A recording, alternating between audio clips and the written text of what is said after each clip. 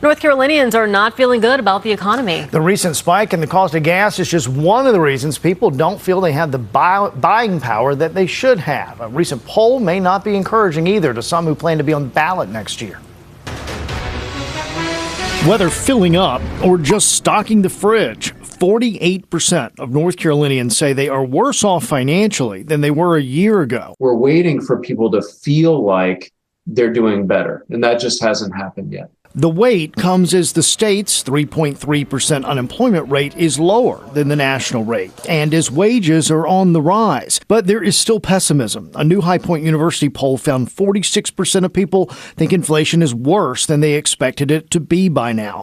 Pollster Martin Kiefer. Since inflation, at least the way people are reporting it, is affecting their spending, then that may be something that, is affecting the economy indirectly too. When it comes to major purchases, a combined 85% said inflation affects those decisions a lot or some. And so that's something that goes into their overall attitude about the economy and about their relative optimism about how things are going to change. And who it is voters feel they can leave it up to. The Biden administration has been all over the country, including Central North Carolina, touting their achievements like the infrastructure bill while owning the phrase Bidenomics, while Republicans are using high inflation as one of their main selling points to take back the White House and Senate and retain the House. If you are looking to be the change agent, can you depend on this being a change election? Or, if you're the incumbent, are you the person who actually is going to get credit for, whatever's happening in the economy